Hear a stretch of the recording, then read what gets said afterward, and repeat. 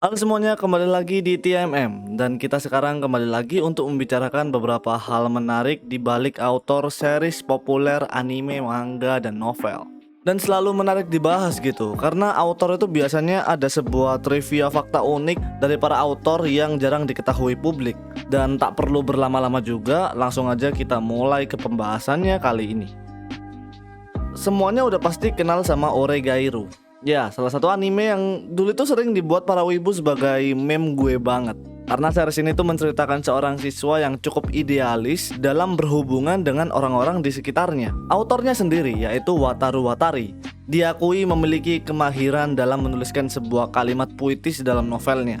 Bahkan beberapa novelis lain itu berkata jika kemampuan menulisnya Wataru Watari ini tuh sangat tajam dan memiliki nilai kesempurnaan yang cukup tinggi. Saat di sekolah menengah pertama, Wataru Watari ini bergabung ke dalam sebuah klub voli di sekolahnya. Tapi dalam beberapa waktu kemudian, dia ini memutuskan untuk keluar dari klub itu. Alasannya itu cukup kompleks, di mana dia ini menjelaskan jika dirinya ini sangat jijik dengan hubungan hierarkis dengan klub voli. Dari hal ini aja kita bisa melihat gitu ya, jika autornya sendiri ini memiliki penilaian yang cukup idealis. Tentunya ini mengingatkan kita semua seperti karakter yang ia ciptakan sendiri, yaitu Hachiman Hikigaya. Di sisi lain, Wataru Watari ini juga pernah menjelaskan jika dirinya memiliki sedikit teman di sekolahannya dan fokus bekerja paruh waktu daripada mengikuti kegiatan yang tidak penting.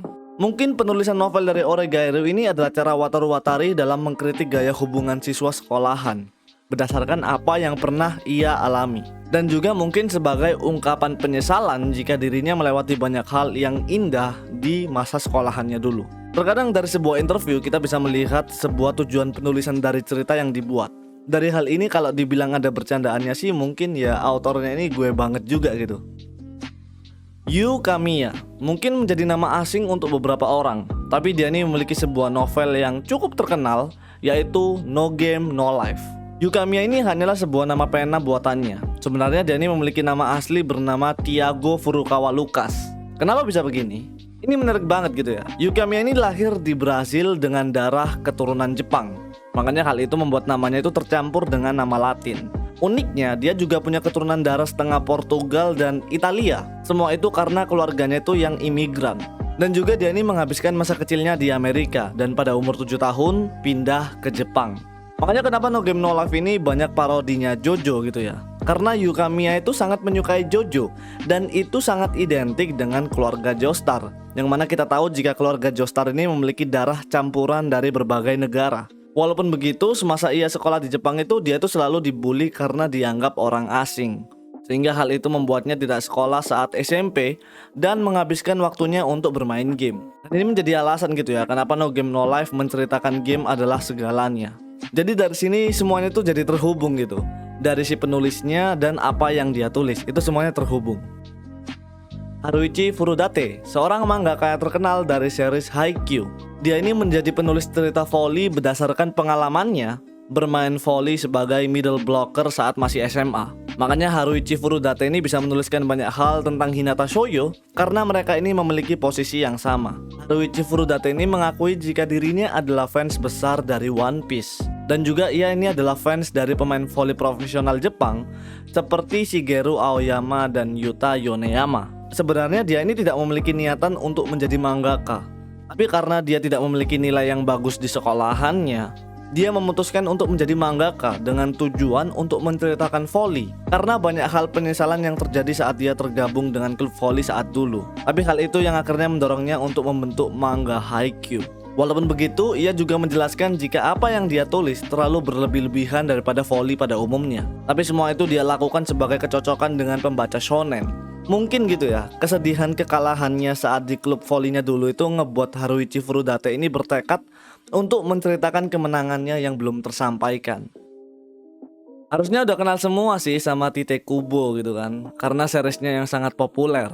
Walaupun terkenal dengan manga Bleach, ada beberapa momen sulit yang harus dilewati oleh Tite Kubo. Jadi setelah penerbitan Bad Shield United, yaitu one shot miliknya Tite Kubo dari Zombie Powder, dia ini langsung dipanggil ke Tokyo oleh pemimpin redaksi Shonen Jump.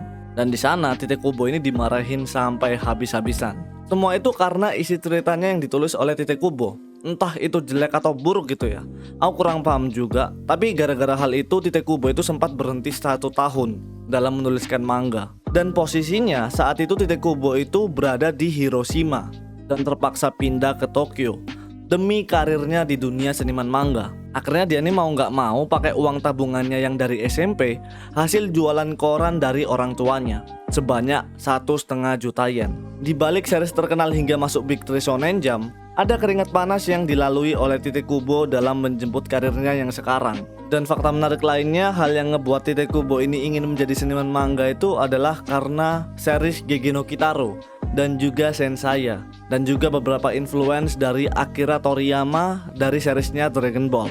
Dan juga Tite Kubo ini adalah penggemar musik metal dan punk, jadi cukup menarik juga autor satu ini.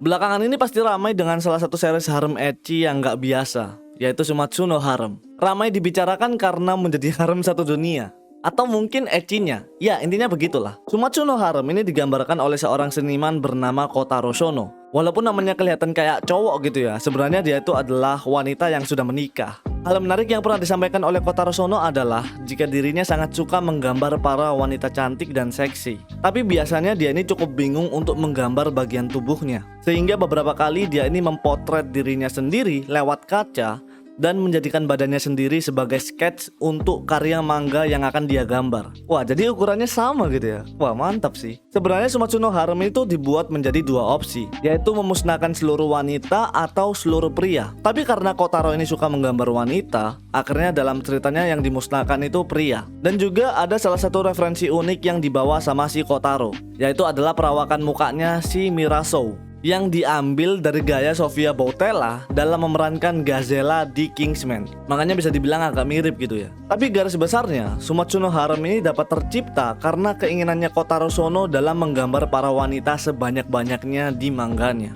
Jadi kalian berterima kasih aja sama Kotaro Sono. Oke, jadi itu dia beberapa fakta atau hal unik di balik autor series populer. Mungkin singkat aja seperti ini. Kalau misalnya ada tambahan atau koreksi, tulis aja di komentar. Ya gitu aja, sekian yang bisa aku bawakan. Terima kasih sudah menonton sampai habis. Aku Jen TMM, see you next video.